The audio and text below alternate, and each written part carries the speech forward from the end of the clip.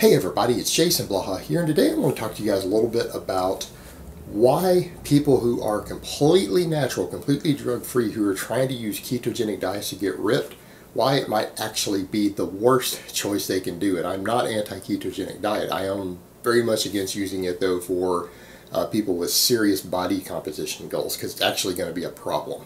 So let me put on my +5 hat of weaponsmithing, work on skilling up my crafting a little bit, and let's talk about this. Now, when we start looking at people out there, I don't really want to get into the whole bodybuilder end of actual competitiveness, because I think getting contest lean is bad for your health.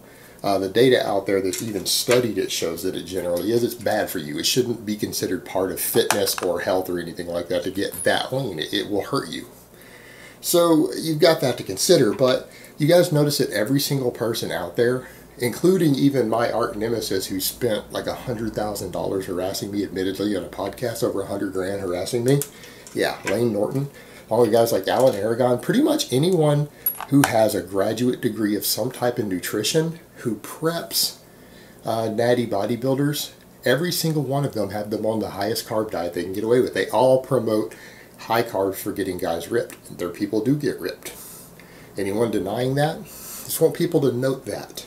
Make a note of that. Every one of them promote higher carb diets. It's only people with no formal education at all in the field who prep people that try to do these ketogenic diets. And I think we need to keep in mind, after what I break down in this video a little bit, it's going to become apparent to you that anyone who's getting really ripped using this sort of diet is using drugs to hold on to their muscle mass. They are using drugs to hold on to their muscle mass. And the reason I state that, when you look through all the host of scientific literature on this, all the studies that we looked at in a controlled environment, that's what people need to keep in mind. We're not talking about self-reported data. And so people are going to come up and they'll report, well, this person or that. Did you study it yourself? Did you weigh out their food every day? Did a scientist document and weigh out their food? If they didn't, their information and their data on what they did is useless. It's not proof. It's not evidence of any reasonable type. The best evidence in nutrition is evidence to where researchers themselves fed the people, meaning they weighed out everything the person ate and they were monitored 24 hours a day, 7 days a week to make sure that they followed what the researchers gave them. And when that's been done, ketogenic diets have never ever been found to produce better fat gain than other types of diets. Not one study where the researchers get to weigh their food has it ever been found. It only happens when people report their own intake and measure their own food out. Now, that's not a coincidence. That has to do with the fact that for some people the diet's very appetite suppressing, because they're using a lot of calorically dense stuff. Any extra oil and fat that drips off and everything doesn't always get weighed, doesn't always get measured. Those people might be eating 800 or 1,000 less calories than they think they are. And because the diet itself can be blunting to appetite, it's very boring with a low number of food options, people tend to eat just less, in addition to the fact that the ketones themselves can be nauseating.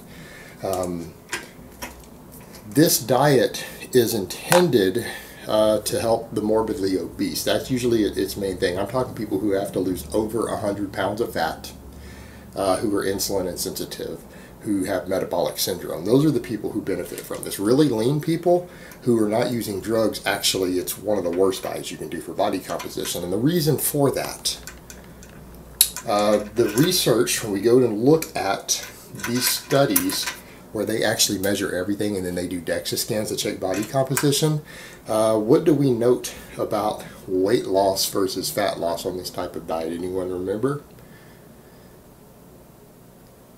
People who follow the ketogenic diets usually lose about the same or slightly less body fat than people on higher carb diets in the studies. The same or slightly less. They usually lose slightly more weight. Why? Because they lose muscle mass. There's a big myth out there. Well, they lose water weight too. But the big myth that's out there has always been for years that ketogenic advocates say, well, ketones are protein sparing. They are, but they are not as protein sparing as carbohydrates are. Actually, carbohydrates are more protein sparing than ketones are. That is pretty well established in all the data and literature out there when it's looked at. But what we generally note people struggle to hold on to all their muscle mass on ketogenic diets. And particularly as you start to get leaner, what you find with people who start getting leaner and leaner, they start losing more muscle mass on this style of diet. And it's multifold in nature. Number one, less circulating insulin. Insulin has this big myth that insulin's the bad guy. That insulin's what's causing all this fat gain. That's not actually true. That's not actually true. Insulin can cause you to burn carbohydrates instead of fat for fuel. All right, but the ketogenic diet doesn't address that point because it adds more fat for fuel. That doesn't affect anything. That has no net positive effect due to the lower circulating insulin. It would if there was lower circulating insulin and not other calories being given for fuel. But in this case, when you insert dietary fat for fuel, what happens? Your body can burn the fat instead. It doesn't need the carbs, so the insulin doesn't matter. It will just burn the fat that you eat for fuel instead of the carbs that you would have eaten for fuel, and it will burn either one in preference to your body fat. So it doesn't help in that regard. But what the circulating insulin does is it also promotes less muscle growth. Insulin is anabolic to muscle tissue.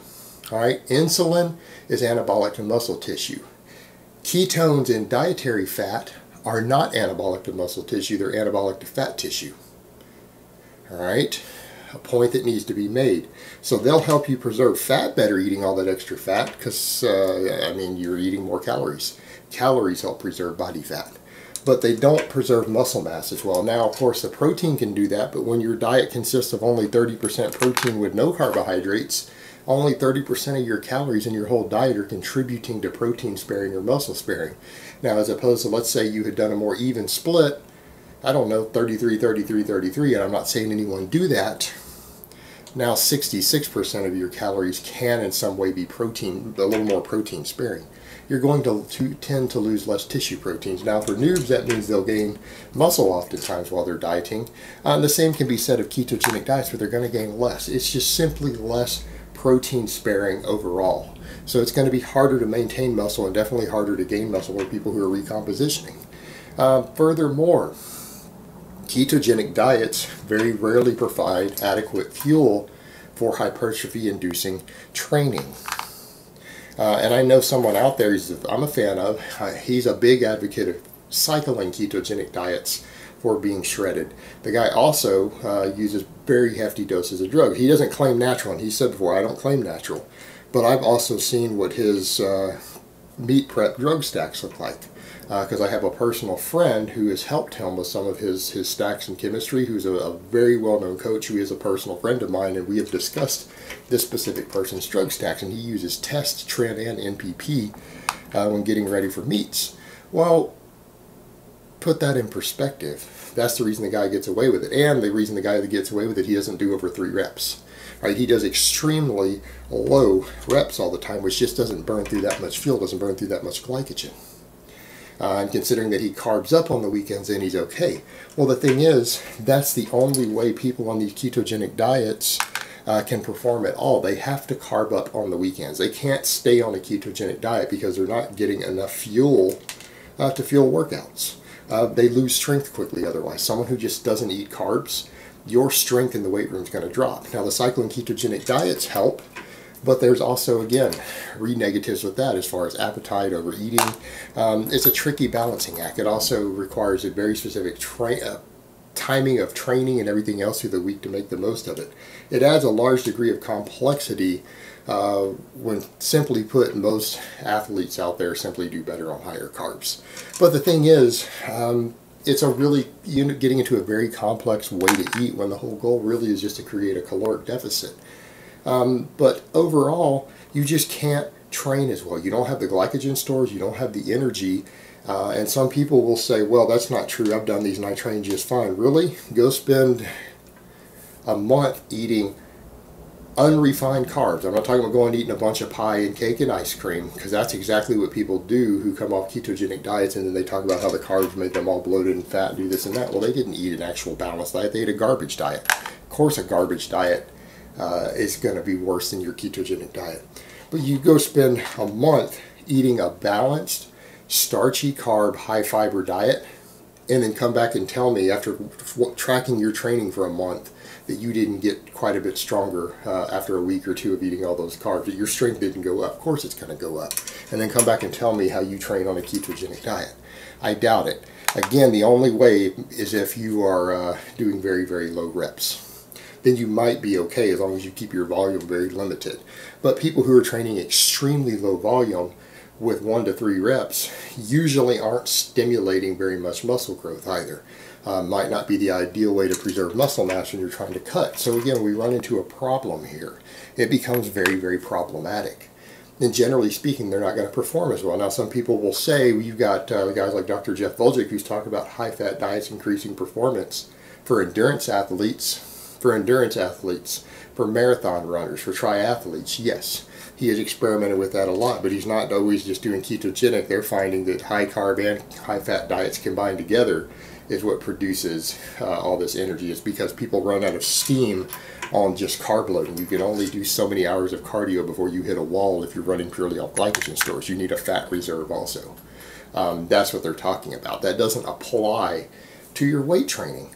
So the reality is all the data suggested, all the anecdotal studies over the years looking at athletes suggested, but generally speaking, body composition isn't as improved as well by ketogenic diets as lower carb diets. Their role has been historically to help the really morbidly obese with metabolic syndrome lose that first 30 to 50 pounds, or sometimes that first 100 pounds, and then when they get to the point of where they're only a little bit morbidly obese, oftentimes they can switch them over to a different type of diet and they'll excel again.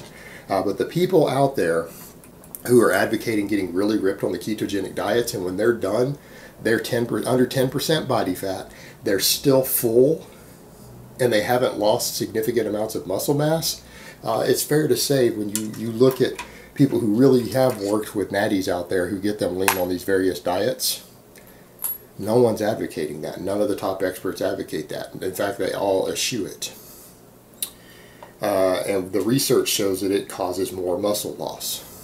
The only thing that's going to stop that's going to be anabolic drugs. So these guys who are promoting this, if they're claiming that they're natural at the same time, but they're retaining their muscle mass well or making gains while really lean on these ketogenic diets, that's drugs, guys. It's not their diet, it's drugs. Because if you try their diet and do this and you get lean enough, you are going to lose muscle mass in the long term. It's not going to work the way that you think it will.